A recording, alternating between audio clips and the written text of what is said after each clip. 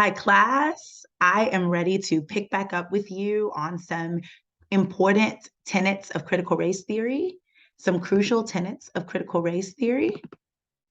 And so that is where we will pick up for today's lecture. I hope, as always, that you're enjoying the class and that you are studying, doing your readings, and preparing for the midterm. I noticed that there were just a few views on the last video, so do make sure you watch that to solidify your understanding of critical race theory and the central tenets of it so that you can be prepared for the midterm. We first, last time, talked about race as a social construction. And I should just maximize the screen. We talked about race as a social construction. We learned that race is a biological myth that has evolved into a sociological fact, that neither God nor nature invented race, that race is a biological myth. There is nothing genetic about race, nothing biological about race, but it is still something that is very, very important because it has evolved into a sociological fact. We talked about the definition of a social construction. It's a concept or idea based on collective views that are developed and maintained within a society or within a social group through cultural or social practice. A social construction is something that does not exist inherently or naturally, such as race. Race is a primary example of a social construction. So are things like gender and ability.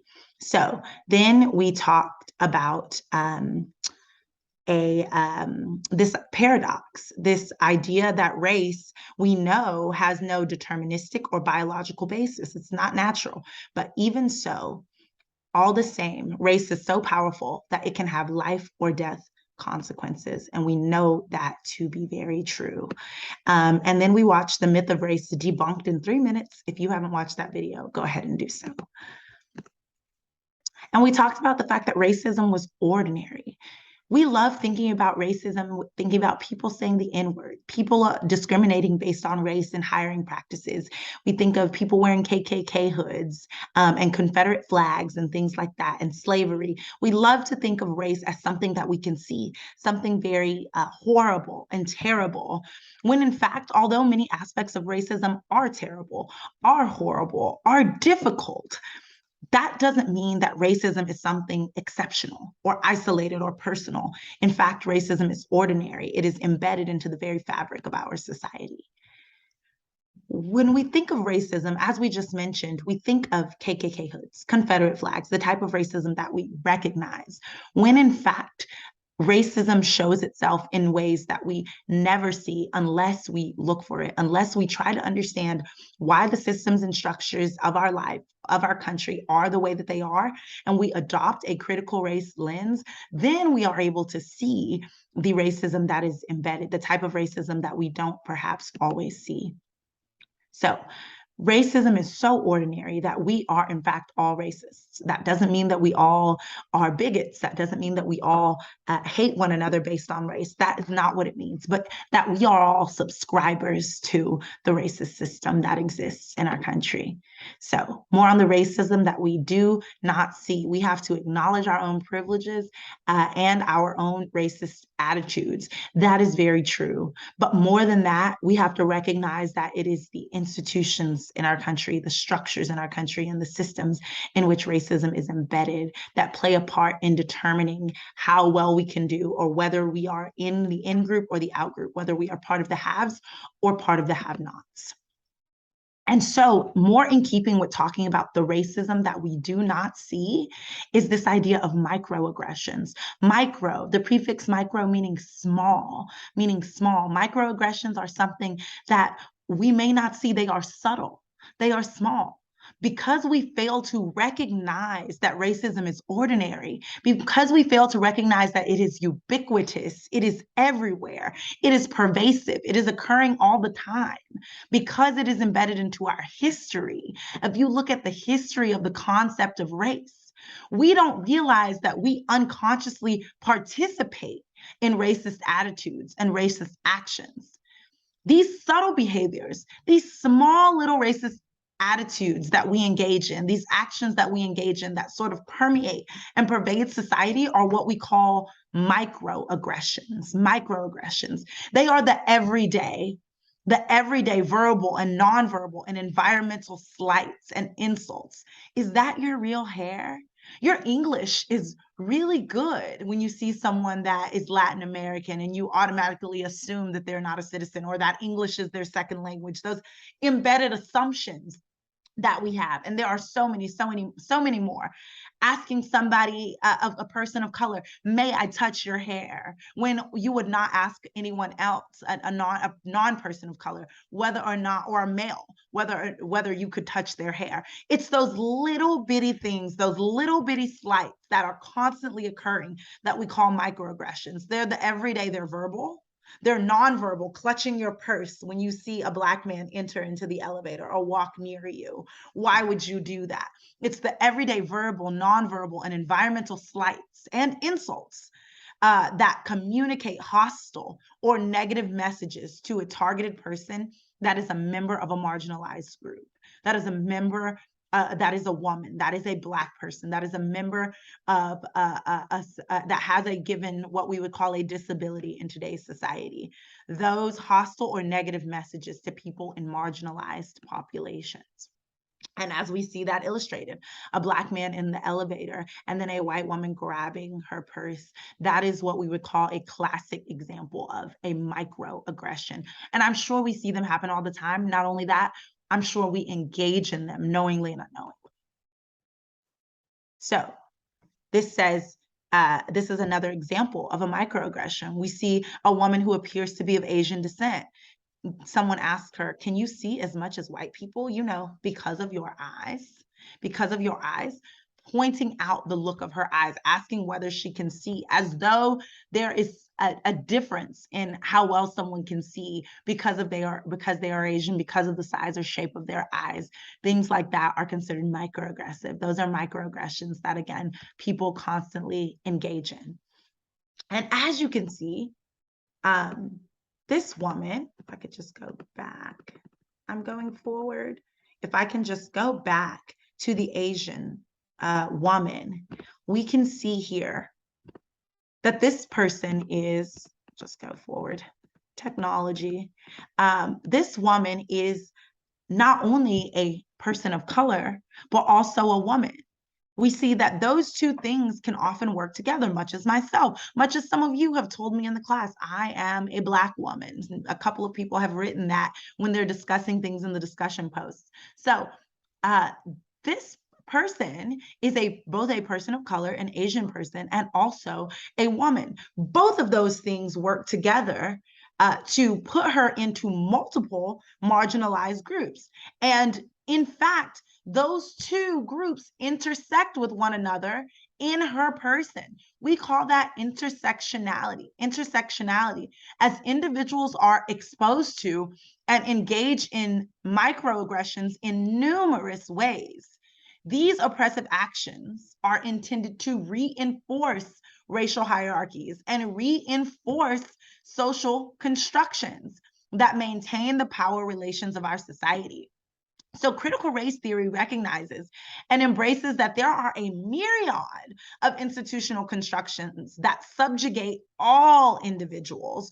What that means is that there are a bunch of marginalized categories in society. We've talked about the disabled and the differently abled. We've talked about women and various genders. We've talked about race. Those are just a few categories, the bigger categories, where if you are a member of more than one of those categories, your oppression tends to look different. You tend to be subjected to even more oppression and subjugated even more. Because, as we talked about earlier, Kimberly Williams Crenshaw developed this idea of intersectionality to show how just being in one category of marginalization functionally is different than being a part of multiple categories. It is different to be an Asian male than it is to be an Asian female. Though the two categories together, an Asian woman versus an Asian man, will be subjected to different levels of microaggression. That is intersectionality, the way in which these categories of marginalization intersect, connect with one another to create even more oppression and subjugation among certain individuals. Intersectionality recognizes that we all have multiple identities. I'm not just a woman. I'm not just Black. We all have different identities, and we engage differently within the institutions and structures of society. So recognizing that we all have multiple identities and engagements within the institutions, that is what is referred to as intersectionality, the way our different and multiple identities intersect with one another. Intersectionality is the concept that no one has one simple and uncomplicated identity based on race alone. Your race isn't your only identity. It's not your only engagement with social institutions and structures. We don't just have one single and basic, uncomplicated identity based on race alone. As a matter of fact, our identities are complicated and made up of all the different things that make us who we are. Each of us has a unique identity, which intersects with our class, our sex, our sexual orientation, our political orientation, our disability, and our personal history.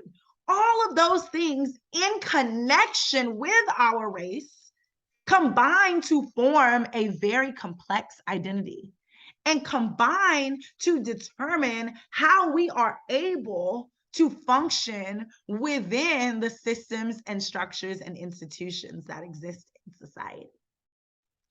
And this is just a diagram that sort of illustrates in pictorial, if you are a visual learner, this illustrates in a photograph, in a picture, what intersectionality looks like. We have race, we have disability, we have nationality, we have gender identity, we have sexual orientation. Add to that things like citizenship, immigration status, language. All of those things intersect with one another, combine with one another, and you see where all these overlap. That represents the complexity of our individual identities and how we are situated within the institutions, structures, and systems in our society. So an illustration of intersectionality can be seen here. And I always like to stop and reshare just to make sure I'm sharing sound and to make sure that everyone can get the video. So hopefully we're able to do that.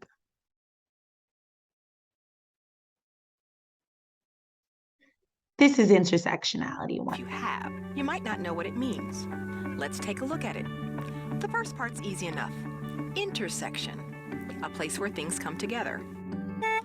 Intersectionality refers to the reality that we all have multiple identities that intersect to make us who we are. It also gives us a way to talk about oppressions and privileges that overlap and reinforce each other. This term dates back to the 1980s and legal scholar Kimberly Crenshaw.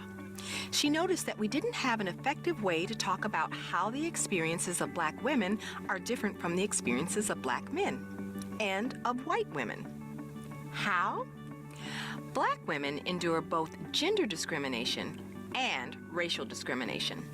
Over the last 30 years, scholars, educators, and activists have expanded the use of the word intersectionality to talk about identities beyond race and gender. Let's look at a few examples. Jerry has a disability, and his family lives below the poverty line. He is the oldest of 10, which requires him to do a lot of caregiving, and sometimes keeps him out of school. No one in the school counseling office has talked to Jerry or his parents about his plans for after graduation. He has applied for several jobs, but never gets called back. Fatima is Muslim and recently came to the United States from Somalia. She finds that many people at her school make assumptions about her values and abilities before they speak to her. Many of her classmates think she shouldn't be at their school at all. Greta comes from an affluent family. Both her parents and grandparents went to college, and her father owns a successful business. She doesn't think about her identity very often, but she does think of herself as someone who will go to college and get a good job once she graduates. Think about Greta's situation as opposed to Fatima's or Jerry's. Fatima and Jerry are members of marginalized groups. They don't get to choose whether or not to think about their identities. Greta, on the other hand, can ignore intersectionality if she wants to. Life isn't the same for everyone, even for people who share identity characteristics. And I just want to stop and do just a quick footnote here. A lot of times when we think about privilege, a lot of times when we hear the conversation about race, a lot of people will say, well, why does this group or that group continue to talk about race? Why do we have to keep bringing it up? Perhaps if we just stop talking about it so much, it'll go away. Well, hopefully you've learned through your studies in critical race studies, and you're learning about critical race theory, that because of the fact that race and racism are woven into the system structures and institutions that we engage in and that we must engage in, it's not that easy. But not only that, I hope you've also learned in your readings that it is very much a privilege to not have to think about your identity. It's very much a privilege to not have to think about your religion because you are in the religion of the dominant class. Unlike Fatima, we see who is Muslim in our video. It is a privilege to not have to think about how much money you have or what you're going to do with it. It's a privilege to not have to think about your educational endeavors and what to take for granted or just assume that you will go to college. It's a privilege to be able to not have to think about laws that impact people who are differently abled or disabled. It is, all of these things are privileges. So the fact that one of our characters here in this Intersectionality 101 video does not have to think about her own race, does not have to think about her specific characteristics and the privileges that she has or doesn't have, is in and of itself a privilege. So just keep that in mind as you're going about not just this class and answering the questions that are asked of you on the midterm, but just generally as you approach the discussion on race and racism. By adopting an intersectional lens, we have a better opportunity to understand why and to change the institutions that help and harm us based on who we are. Want to learn more? Read our story, Teaching at the Intersections, in the summer 2016 issue of Teaching Tolerance magazine.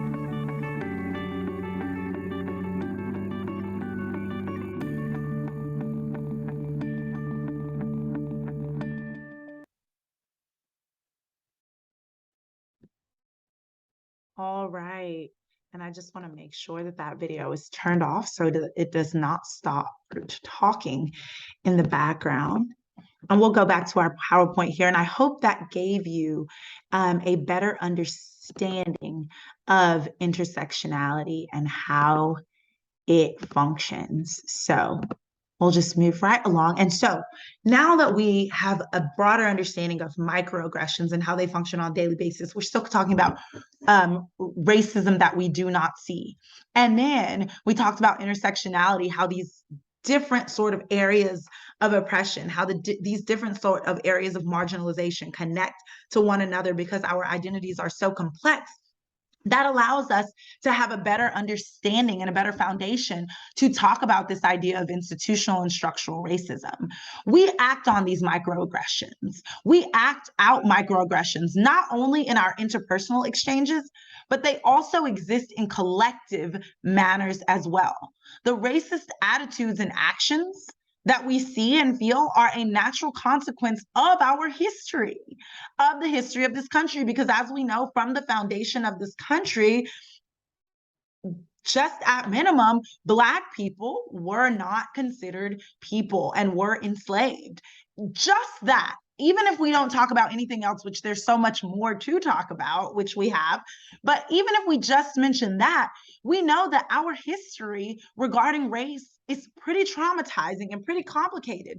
So the racist attitudes and actions that we have today are a natural consequence of our history. And thereby they are enshrined in the way in which we structure our society and are enshrined in our government policies and in our institutions.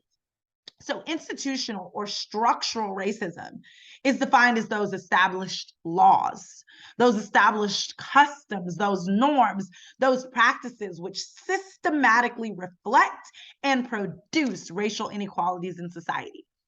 Which means you and I don't have to really do much.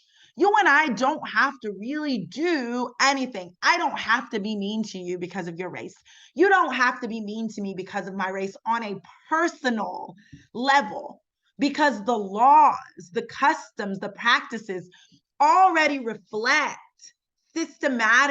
already systematically reflect racial inequality and produce more racial inequality. That is what we mean by institutional and structural racism. For example, this is one of the best examples. And if you guys get a chance to do some extra reading, do check out Michelle Alexander's The New Jim Crow. It really breaks down this idea of modern imprisonment and the prison industrial complex and the mass incarceration of Black men. That is something that you will find really enlightening, I believe.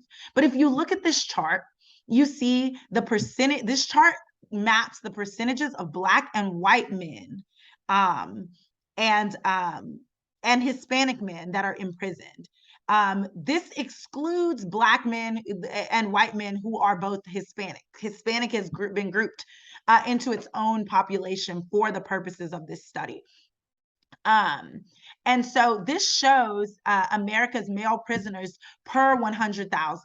This comes from 2006, so the data may have changed a bit, but it's by race and ethnicity. So America's male prisoners, just male prisoners, per 100,000. And you see that the adult male inmates in prisons and jails, 4.8% of Black men, 1.9% of Hispanic men, and 0.7% of white men. And when you look at the data and the studies on just the percentages of Black men that are in this country, the percentages of Hispanic men that are in this country, and the percentages of white men that are in this country, and the data that shows that certain crimes are actually committed at the same rates between populations, you have to ask yourself, how is it that the percentages, when white men make up so much greater of the population, how is it that the percentage of other men in prison is so much higher? That the percentage of other men in prisons and jails is so much higher? And you have to see that this is an example of institutional and structural racism. This is an example of the way that the institutions, the structures, the systems are already designed to and producing these structural inequalities. They were created so that the prisons were created so that some people experience incarceration and other people do not. They were created, the laws and the systems were created so that some people benefit and some people do not. And what happens is that this racism is produced and replicated continuously. And so what we end up finding is that Black and Hispanic men are incarcerated at multiple times the rate of white men. And so do not get caught up in looking at data like this and believing that Hispanic men and Black men must commit more crimes and must be more violent and must be. The data doesn't show that. The data actually shows the contrary. But if you know that, then you must ask yourself, why are there so many more of them incarcerated?